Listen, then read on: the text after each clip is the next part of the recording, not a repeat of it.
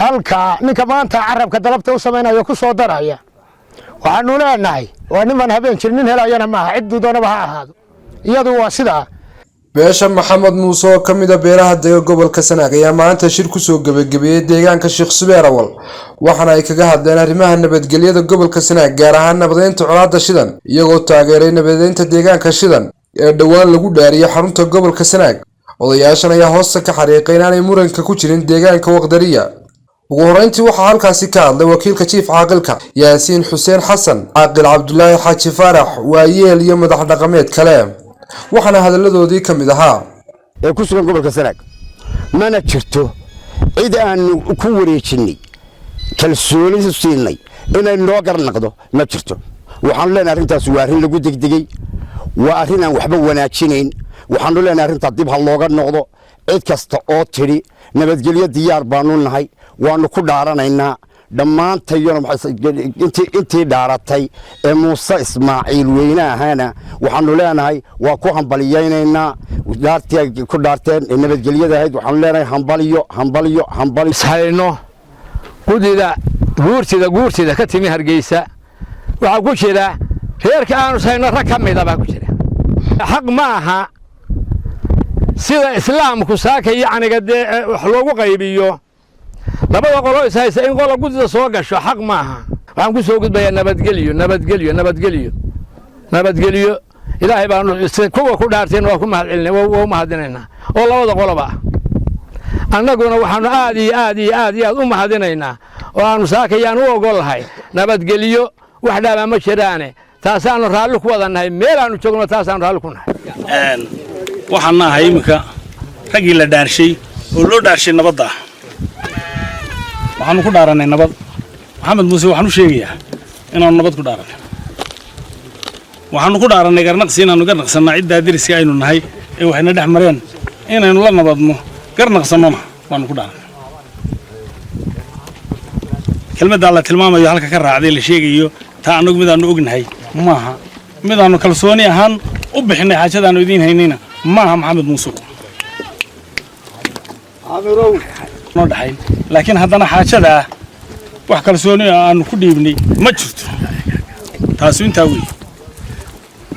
sida kale waxaan sheegayaa mashaqaaqada shidan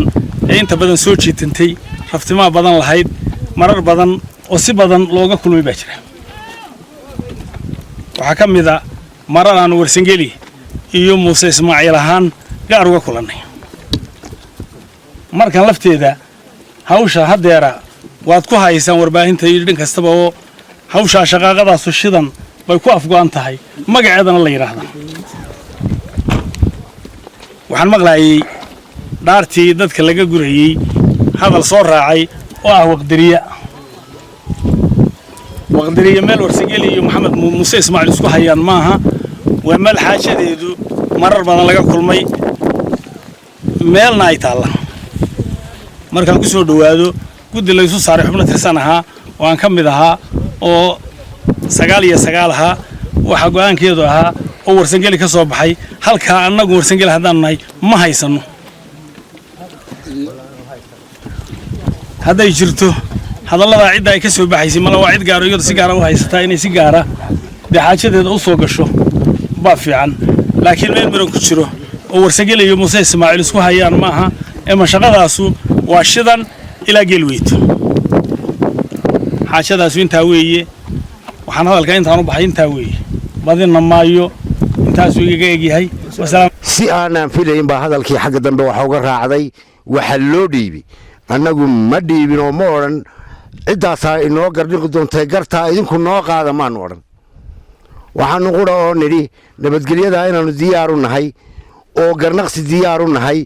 oo ay daacad naga tahay waa dhaaranayna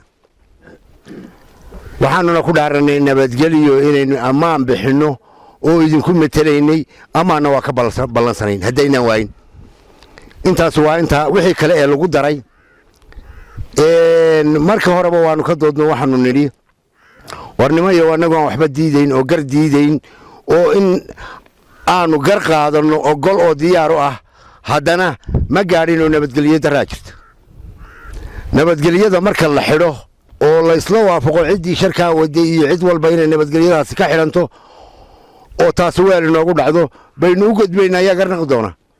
markaasaynu baaranaynaa oo u dhiibanaynaa ciddii lagu kalsoon yahay gartaa nin walibana wadda wuxuu la yimaadee weel ugu dhaca baa loo qaadi doonaa annagoon cidna durayn walow aanu markii hore ka afeefannay oo si badan u nidhi war labada dheebta kala doonaysaa garisuma dhiibato labada dheebta kala doonaysaa ee wax isku haysa garisuma dhiibato oo markaa guurtida la hadlaynay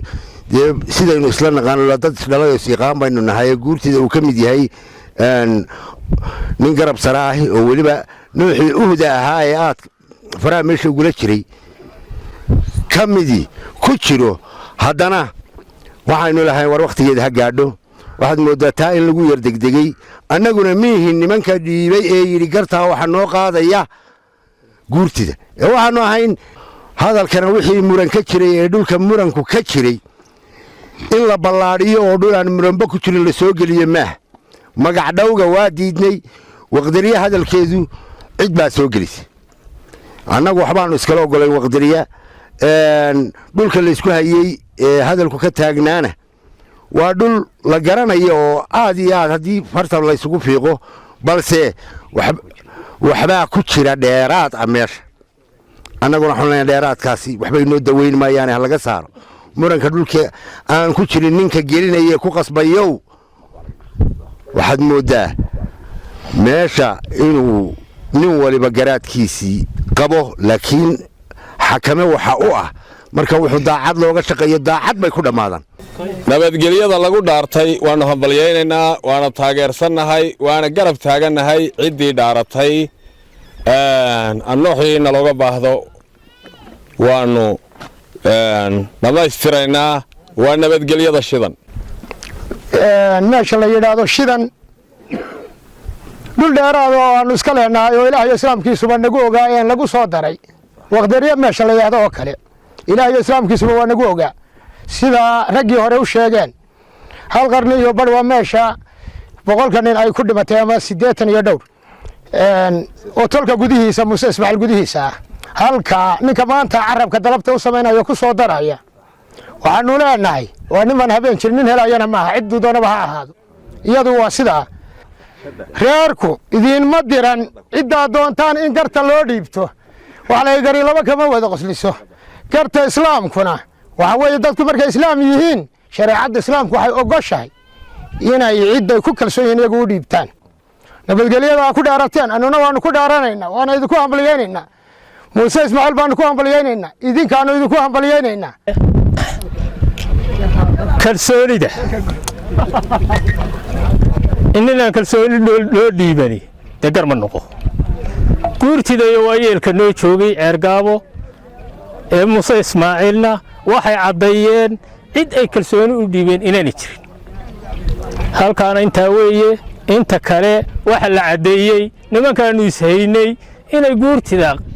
qayb ka mid yihiin deniba saysaana garma noqo laakiin waxa la sheegayaa waxa ku jira kuwaanu ishaynay ee Nuux Umar calab dariixiin la oran jiray aanu isugu iman jiray shidan iyo hareeraheeda dagaalkuna aanu ku kulannay kuwa u dhiiban mayno dartayada u dhiiban mayno ciddii aanu ku kalsoonahay oo aanu garanaa baanu u dhiibanayna qadariya nina iskuma hayno hawarsagelina iskuma hayno cid kalena iskuma hayno waa meel taariikh leh oo magaalo ah meeshan la yiraahdo waqdariya meel ku dhex jirta maaha waa meel gaara cidda iskalena waa la og yahay hadalka ciddii ku soo darsatay ee dabada kaga dartay iyadaa og meesha ay u bixin karto laakiin meel maanta la isku hayo may aha meesha hawshu ka jirtaa ee muddaba ka jirtay ee miidiya hadda gashay waxa la yiraahdaa shidan ilaa iyo gelweyte intaas weeye inta hadda hawsheedu jirtaa haddii guurti loo gartana wax ka oran kartaa sidaasina sidaa weeye xagga garta waxa weeyaan garta wax loo dirtaa waxa weeyaan garta wax loo dirtaa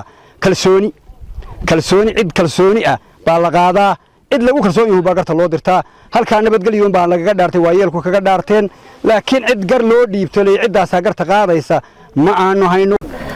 in la isku waraysto aanu dadka kale ugu yeedhnay waxaanu haynaa in niman guurti Somaliland ka yimaadeen Hargeysa iyaga meediya ka sheegay waxay u socdeen shidal oo in badan dagaal ka socday shidantii ay u socdeen yaanay nagu afduubin xukuumadu cid aanan ku kalsoonayn yaanay nagu afduubin xukuumadu ta kale walaalaha iyaga ku dhaartay hadday cuqaal yihiin iyo hadday guurti yihiin ku dhaartay nabadda waa taaniideynayna waana salaaman yihiin cidda hadalku ka raacay waqdariya timar gooni ah naloo qabta anaga kala hadlayna haysata wabillahi tawfiiq